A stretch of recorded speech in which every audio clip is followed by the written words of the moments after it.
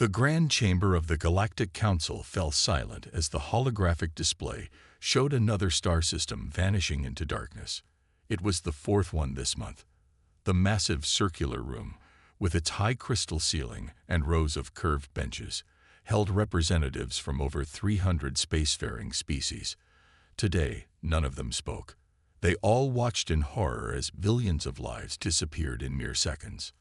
Ambassador Green sat quietly in the human section, his hands folded in his lap. Unlike the other representatives who wore ceremonial armor or displayed their battle scars proudly, he wore a simple protective suit. Most species mocked humans for their unnecessary safety gear, but right now, he didn't care about their opinions. The Void Hunters have consumed the Rigel 7 system, announced High Council leader Brightwing, his golden feathers dulled with stress. They continue to move through our space, consuming everything in their path. We need immediate action. A warrior from the Flame clan stood up, his red scales gleaming. Send our battle fleets. We will crush these invaders. Several other representatives roared in agreement. Ambassador Green watched as High Council leader Brightwing raised a wing for silence. The Flame clan fleet already tried. They lost 50 ships without causing any damage to the Void Hunters.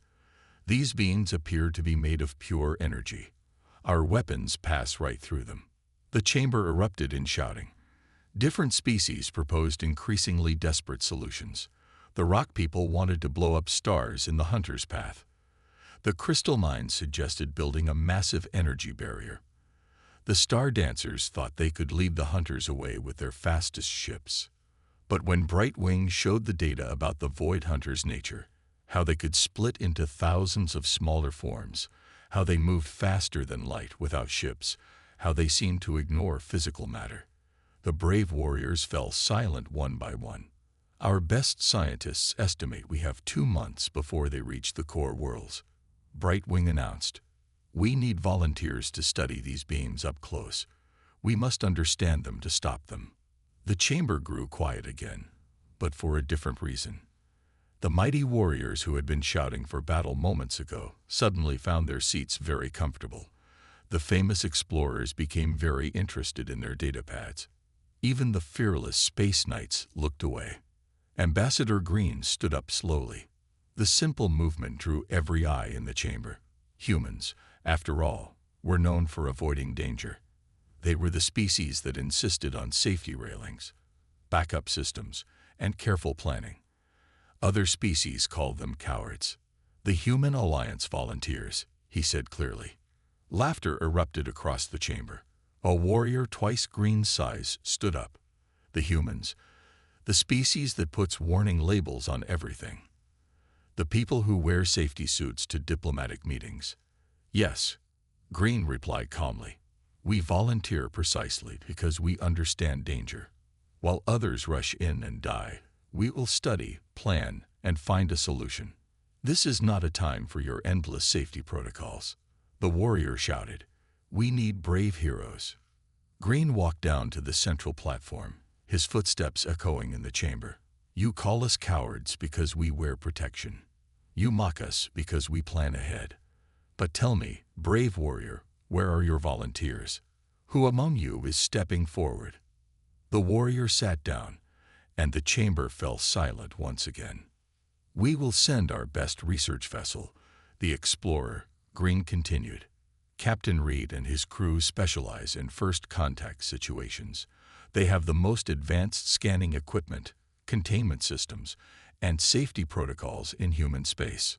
"More protocols," someone muttered, but quietly this time. High Council leader Brightwing studied Green carefully. "Your people understand that this mission has an extremely low survival chance." "We do," Green replied. "That's exactly why we'll send our best safety equipment, multiple backup plans, and enough supplies for a year. We plan for failure because we respect danger, and that respect keeps us alive." As Green walked back to his seat, he noticed the changed looks from other representatives. There was still some mockery, yes, but also something new. Uncertainty. Maybe, just maybe, they were beginning to understand that there was more than one kind of courage. The humans would study the Void Hunters carefully, cautiously, and thoroughly, and they would find a way to save everyone, even those who mocked them. Because that's what humans did. They survived by being careful, by planning ahead, by respecting danger rather than blindly challenging it. And sometimes, that made all the difference. Captain Reed stood on the bridge of the Explorer, watching his crew prepare for their mission. Every crew member wore the latest model of protective suits, despite the jokes from the alien observers on board. The suits were white with blue stripes, equipped with their own life support systems that could last for 3 days. "Another system check, Captain?" asked the alien observer, Officer Hook, his antenna twitching with amusement. He belonged to the Warrior Flame clan and wore only his ceremonial armor. "Your crew has done 5 already." "Yes," Reed replied simply, tapping his tablet. "And we'll do 5 more if needed." He turned to his crew. "Engineer Mills, how are the shields?" Mills looked up from her station, her suit gleaming under the bridge lights. "Triple layered and functioning perfectly, Captain. I've also installed the experimental 4th layer we developed last month." Hook laughed. 4 layers of shields. Even our strongest battleships only use 2. And how did those battleships fare against the Void Hunters? Reed asked quietly. Hook's laughter died immediately. The Explorer moved slowly through space, approaching the last known location of the Void Hunters. Unlike the sleek warships of other species, the Explorer looked bulky. Extra armor covered its hull, and backup systems created odd bumps and protrusions everywhere. Other species called it ugly. Humans called it prepared. Science Officer Blake worked at her station, surrounded by scanning equipment. "Captain, I'm picking up unusual energy readings, similar to the patterns reported by the surviving ships, but our enhanced sensors are showing more detail." "Keep our distance," Reed ordered. "Standard observation range." Hook stepped forward. "You're too far. You'll never learn anything from this distance. We must get closer." "We'll get closer," Reed assured him. "But first, we learn. Tell me, Officer Blake, what do you see?" Blake adjusted her scanners. "The energy patterns aren't random. There's a rhythm to them, almost like they're searching for something." The bridge crew watched as Blake displayed her findings on the main screen. The Void Hunters' movements, when mapped over time, showed clear patterns. They weren't just destroying systems randomly. They were moving in a systematic way. "Look at this," Mills pointed to a section of the data. "They spend more time in systems with certain types of stars. And here, they completely avoided this nebula, even though it was in their path." Hook watched in growing surprise as the humans methodically built their understanding. No rushing in, no grand battles, just careful observation and analysis. "They're not mindless destroyers," Blake said excitedly. "They're looking for something specific." Reed nodded. "Good. Now we can start the next phase. Mills, prepare the probe array." The engineer pressed several buttons, and dozens of small probes launched from the Explorer. Each one was equipped with different sensors and protective measures. Some carried energy signatures matching various stars. Others mimicked different types of radiation. "What are these tiny things supposed to do?" Hook asked, confused. "They couldn't hurt a spacefly." "We're not trying to hurt anything," Reed explained patiently. "We're trying to understand. Look." On the screen, the probes spread out in a careful pattern. Each one transmitted different energy signatures, creating a complex grid of signals. The Void Hunters, previously moving steadily toward the next system, began to change course. "They're responding to Probe 17, Blake announced. "It's carrying the energy signature of a dying star." The crew watched intently as the Void Hunters approached the probe. Instead of destroying it, they surrounded it, their energy patterns changing. "They're communicating," Hook whispered, his warrior's confidence shaken. Reed smiled behind his protective visor. "Every being in this universe communicates somehow. Sometimes you just need the patience to listen, and the courage to wait and watch instead of rushing in with weapons." The cowardly humans, with their endless preparations and safety measures, had accomplished more in one day than fleets of warships had in weeks. They hadn't fired a single shot. They hadn't lost a single life.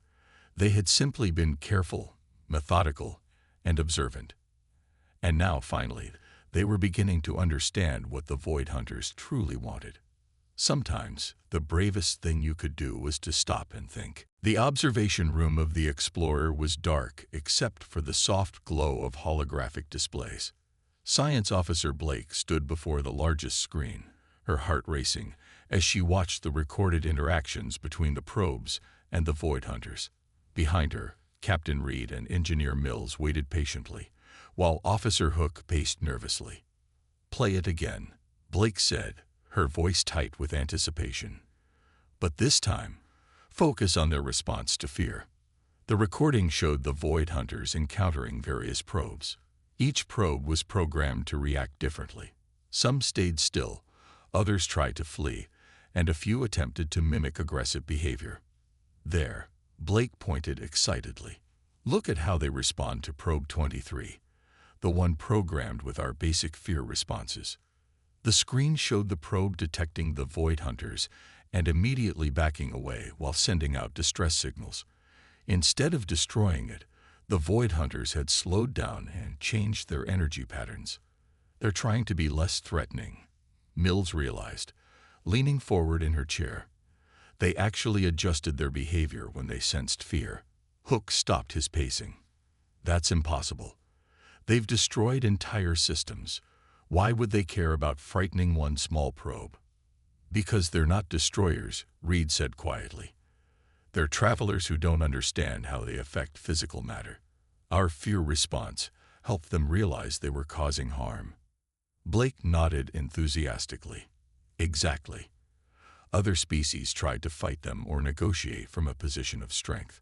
But we humans, with our so-called cowardly tendency to fear first and understand later, we accidentally spoke their language." The crew watched as Blake pulled up more data. The Void Hunters' energy patterns had changed significantly since their first contact with the human probes. They were now moving more slowly, keeping their distance from inhabited systems. "They're learning," Mills said, "just like we are." Reed turned to Hook. "Your people see fear as weakness. But for humans, fear is a tool. It makes us stop, think, and try to understand what we're afraid of. Sometimes, understanding is better than courage." Hook watched the screens silently. The mighty warrior who had mocked human caution now seemed lost in thought. Blake continued her analysis, pulling up new data. "Look at their original path through space. They weren't targeting populated systems. They were following a specific type of energy signature. The destruction was accidental." The room fell silent as she displayed a map of their trajectory. Overlaid with energy readings, a clear pattern emerged. The Void Hunters were following traces of an unusual radiation, similar to that produced by dying stars, but subtly different. "They're looking for something," Mills said, excitement creeping into her voice. "Something that leaves this energy signature. They probably don't even realize they're passing through solid matter to reach it." Reed nodded slowly. "And because everyone attacked them, they never had a chance to communicate this. Our fear, our caution, made us the first species to actually study them instead of fighting them." Blake pulled up the probe data again. "We can use this. If we understand what they're looking for, maybe we can help them find it, or at least direct them away from populated systems." Hook finally spoke, his voice unusually quiet. "My people would never have discovered this. We would have died bravely, fighting an enemy that wasn't even aware of us." "There's no shame in fear," Reed said gently. "The shame is in letting it control you. Humans learned long ago to make fear work for us, to let it guide us toward understanding." The screen showed the Void Hunters still hovering near their research probes, their energy patterns pulsing slowly. They were waiting, learning, trying to communicate in their own way. "Send out the next probe," Reed ordered. "This time, let's try to show them what they're doing to physical matter. Let's help them understand us." just as we're trying to understand them. As the crew prepared the new probe, Hook watched with new respect. Perhaps these humans, with their endless precautions and careful nature, had found a different kind of courage. The courage to face the unknown, not with weapons or bravado, but with patience, understanding, and a healthy dose of fear. Sometimes, the species everyone called cowards were the only ones brave enough to be afraid. The bridge of the Explorer buzzed with activity as Captain Reed reviewed the new plan with his crew. Engineer Mills had transformed their findings into a practical solution, while Officer Hook watched with growing interest from his observer station. "Show them again," Reed ordered, pointing to the main screen. "Everyone needs to understand this perfectly." Mills nodded and pulled up a complex diagram. "We've identified the energy signature they're tracking. It's similar to what's produced when a star begins to die, but with a specific quantum frequency we've never seen before." Blake added her data to the display. "And we found 3 uninhabited systems that naturally produce this energy. They're far from any populated worlds." The plan was typically human, careful, complex, and filled with backup measures. While other species might have tried to fight or trick the Void Hunters, the humans had developed something different, a guidance system. "The beacon network is ready," Mills reported, showing a map of carefully placed energy transmitters. Each one produces a small amount of the energy they're seeking, creating a path to the nearest uninhabited system. Reed turned to his crew. "Remember, we're not trying to trap or control them. We're offering directions, like road signs for energy beings." Hook stepped forward, his warrior's armor gleaming under the bridge lights. "But what if they ignore your signs? What if they continue destroying systems?"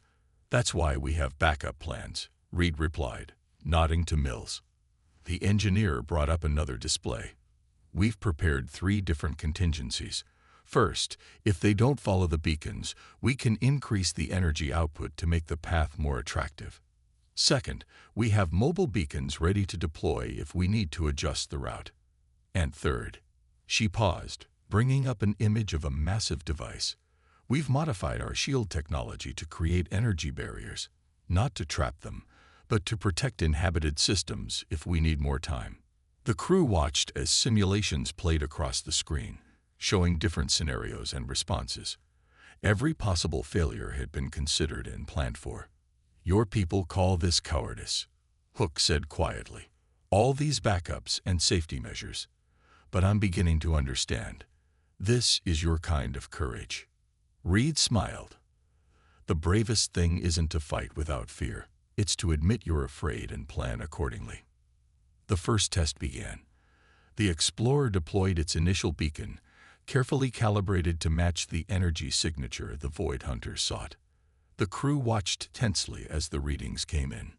"Movement detected," Blake announced. "They're responding to the beacon." On the main screen, they could see the Void Hunters' energy patterns shift. Instead of continuing their original path toward a populated system, they began to follow the trail of energy signatures. "Deploy the second beacon," Reed ordered. "Keep the power level steady." One by one, the beacons activated, creating a clear path through space. The Void Hunters followed, their movements becoming more purposeful. "They understand," Mills exclaimed. "They're not just following blindly. Look at their pattern changes. They recognize this as navigation assistance." Hook watched in amazement as the beings that had destroyed entire battle fleets now moved peacefully through space, following the human-made path. "Send the signal to the Council," Reed commanded. "Tell them we've made contact and have a solution. But remind them, no attacks. No attempts to trap or destroy. We're helping travelers find their way." As the message was sent, Blake's console lit up with new readings. "Captain, the Void Hunters, they're trying to communicate." The main screen filled with complex energy patterns. Unlike their previous chaotic movements, these were clearly deliberate, organized. "They're thanking us," Blake whispered, studying the patterns. "In their own way, they're expressing gratitude for helping them navigate." Reed nodded, satisfaction evident in his stance. Sometimes the best solution isn't the bravest or the most aggressive. Sometimes it's just about understanding and helping. The Explorer continued its mission, deploying beacons and monitoring the Void Hunter's progress. The human solution, born of caution, built with backup plans, and executed with careful precision, was working. In the end, it wasn't boldness or bravery that saved countless lives. It was the human tendency to plan carefully, prepare thoroughly, and solve problems peacefully whenever possible. The species everyone called cowards had found a way to save everyone, even those who had mocked them. The warning alarms on the Explorer blared without warning. Engineer Mills rushed to her station, her fingers flying over the controls as red lights flashed across the bridge. "Report," Captain Reed commanded, already moving to the main console. "The primary beacon network is failing," Mills announced, her voice steady despite the crisis. "Energy fluctuations are destabilizing the entire guidance path." On the main screen, they could see their carefully planned route falling apart. The energy beacons that had been guiding the Void Hunters were flickering, their signals growing weaker. Officer Hook, who had been dozing in his observer's chair, jumped up. "The Void Hunters, they'll lose their way. They could turn toward populated systems." "Stay calm," Reed ordered, though his own heart was racing. "This is why we plan ahead. Mills, activate the backup network." Mills pressed a series of buttons. "Backup network engaging." But there's a problem. The energy signature has changed. The Void Hunters aren't responding to the same frequency anymore. Blake rushed data across her screen. "The quantum variance, it's shifting. They've evolved their energy patterns after following our beacons. Our backup beacons are using the old frequency." Hook paced nervously. "You need to warn the Council. Tell them to prepare for battle." "No," Reed said firmly. "No one dies today. Mills, tell me you included a frequency modulation system in your backups." A slight smile crossed the engineer's face. "Of course, Captain. This is exactly why everyone calls us paranoid." She typed rapidly. "Initiating Protocol Omega-7. The system I installed last week, the one everyone said was unnecessary." The backup beacons began to pulse, their energy signatures shifting to match the evolved patterns of the Void Hunters. On the screen, the aliens' erratic movement began to stabilize. "They're responding," Blake announced. But something's still wrong. A new alarm sounded. The Void Hunter's energy field had grown stronger, now threatening to overwhelm even the modified beacons. "Mills," Reed said calmly, "please tell me you have another backup." "Third-level redundancy engaging," Mills replied, activating another system. "The emergency power cores are spinning up, the ones that made our ship look bulky and inefficient." Hook watched in amazement as backup system after backup system activated. Each one had been planned, tested, and installed despite mockery from other species. Each one had seemed unnecessary, until now. "Power transfer stable," Mills reported. "Beacons are holding. New path is established." The bridge crew held their breath as the Void Hunters approached the modified beacon network. For a moment, nothing happened. Then, slowly, the energy beings began to follow the new path. "It worked," Blake whispered, then louder. "It worked. They're accepting the new frequency." Reed nodded, but didn't relax. "Status of nearby populated systems. All safe," Blake confirmed. "The Void Hunters never came within range. Our containment fields held them away from inhabited space during the entire crisis." Hook sat heavily in his chair. "All these backup systems, we called them cowardly. But without them, millions would have died." Reed finished. "This is why we plan. This is why we prepare. This is why we have backups for our backups." Mills was already running diagnostics on the new beacon network. "The frequency modulation is holding stable. We can maintain this path all the way to the uninhabited systems." "Send a full report to the Council," Reed ordered. "They need to understand what happened here, how our unnecessary precautions prevented a disaster." As the crew worked to stabilize their systems, Hook watched them with new eyes. These humans, with their endless planning and multiple redundancies, had turned a potential catastrophe into a minor technical problem. "I understand now," he said quietly. "Your fear doesn't make you weak. It makes you ready." Reed looked at the warrior and smiled. "The universe is vast and full of unknowns. Being afraid of what might happen doesn't make you a coward. It makes you prepared." The Explorer continued its mission, now with even more backup systems running. The crisis had proven what humans had always known. Sometimes the most courageous act was to plan for the worst while hoping for the best. After all, true bravery wasn't about not having backup plans. It was about making sure you never needed them. The Great Hall of the Galactic Council looked very different now. Where once warriors had boasted and mocked, now scientists and engineers gathered, studying the detailed reports from the Explorer. Captain Reed stood at the center, presenting the final data on their successful mission.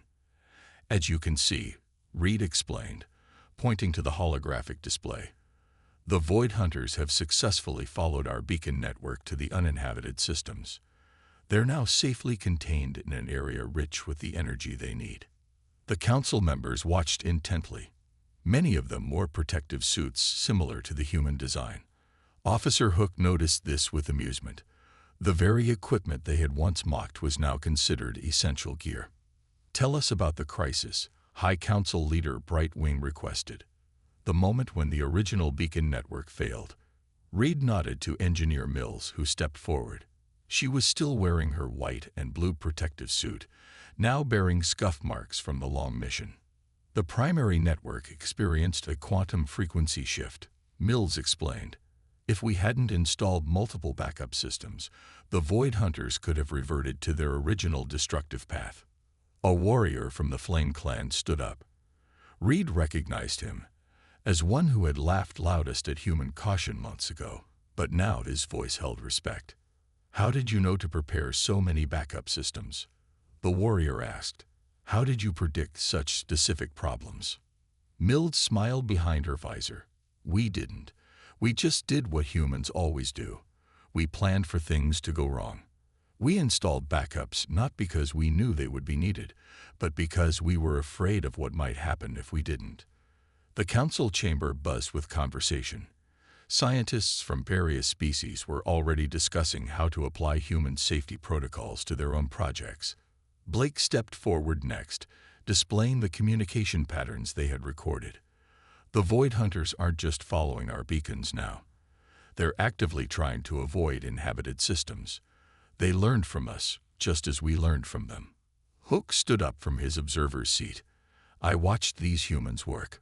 What I once saw as cowardice, I now understand as wisdom. They turned our greatest threat into a peaceful solution, not through bravery or strength, but through caution and preparation." The council members nodded in agreement. Many of them had received reports from their own observers aboard the Explorer. Each told the same story: how human fear and caution had succeeded where courage and strength had failed. "The Explorer's mission logs are now required reading at our Warrior Academy," Hook announced proudly. "We are learning that sometimes the bravest action is to stop, think, and prepare." Reed watched as more council members stood to share similar stories. The Crystalline Empire was implementing human-style safety protocols. The Star Dancers were adding backup systems to their ships. Even the mighty Rock People were beginning to see the value of careful planning. "We have received a request," High Council Leader Brightwing announced, his feathers gleaming. "Many species want to send their young to train with human engineers and safety experts. They wish to learn your ways of careful preparation and systematic problem-solving." Reed exchanged glances with his crew. This was something they hadn't prepared for, becoming teachers to the galaxy. "We would be honored," Reed replied. "But they must understand. Our methods aren't about eliminating risk. They're about respecting it, about acknowledging our fears and using them to create better solutions." The council chamber filled with approving murmurs.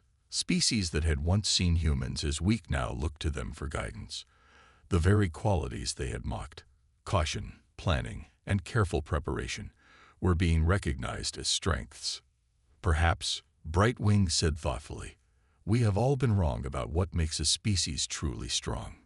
It is not the ability to fight without fear, but the wisdom to turn fear into foresight.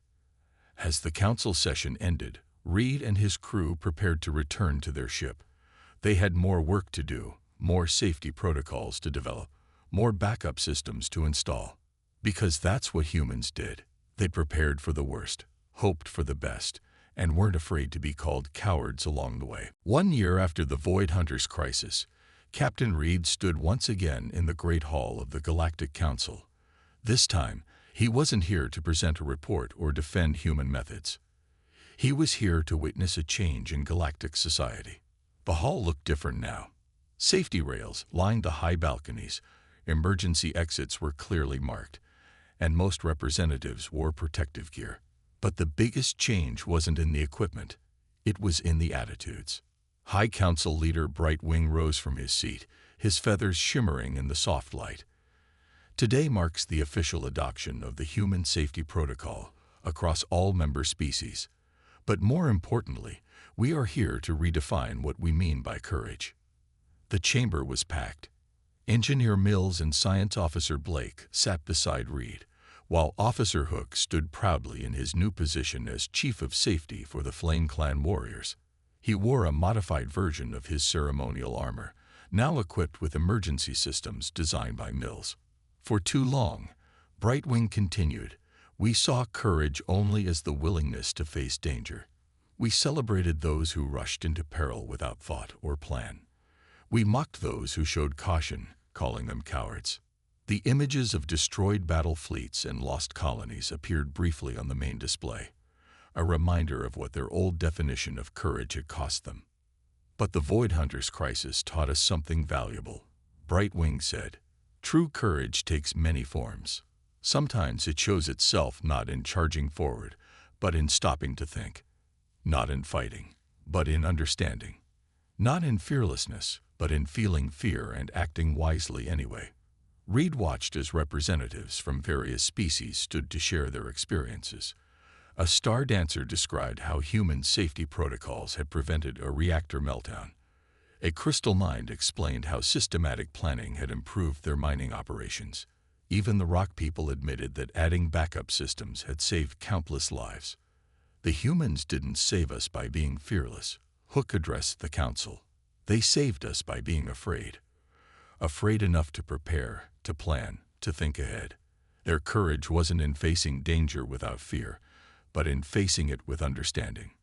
Mills stood next to Reed, her newest safety suit design now standard issue across multiple species. We never aimed to be heroes, she said. We just couldn't bear the thought of not being prepared. Blake added her own thoughts. Our fear made us curious. Our caution made us observe. Our need for safety made us understand. These weren't weaknesses, they were our greatest strengths. The council chamber hummed with agreement. On the main screen, live feeds showed how the galaxy had changed. Ships now carried multiple backup systems. Space stations had redundant safety measures. Even the proudest warrior races had training programs focused on preparation and planning. Therefore, Brightwing announced, we hereby establish the Galactic Safety Institute, with humans as our primary instructors. Their methods, once mocked as cowardly, will now be taught as essential wisdom. Reed stepped forward to address the council. The chamber fell silent, everyone eager to hear from the captain who had changed their understanding of courage. Fear is not our enemy, Reed said, his voice clear and strong. Fear is a tool that evolution gave us. It makes us stop and think. It makes us prepare and plan. It makes us find better solutions than fighting. He looked around the chamber, meeting the eyes of various species. We humans never wanted to be the bravest. We just wanted everyone to be safe. And sometimes that's the greatest courage of all. The courage to care more about safety than about appearing brave. The council erupted in applause. The species that had once looked down on humans now looked to them for guidance. The methods they had mocked were now considered wisdom. As the ceremony concluded, Reed and his crew prepared for their next mission. There would always be new challenges, new dangers, new unknowns. But now, they wouldn't face them alone. Because the galaxy had finally learned what humans had known all along. True courage isn't about not being afraid. It's about being afraid and letting that fear guide you to better solutions. It's about preparing for the worst while working for the best. And sometimes, the most courageous thing you can do is admit that you're scared and then do something about it.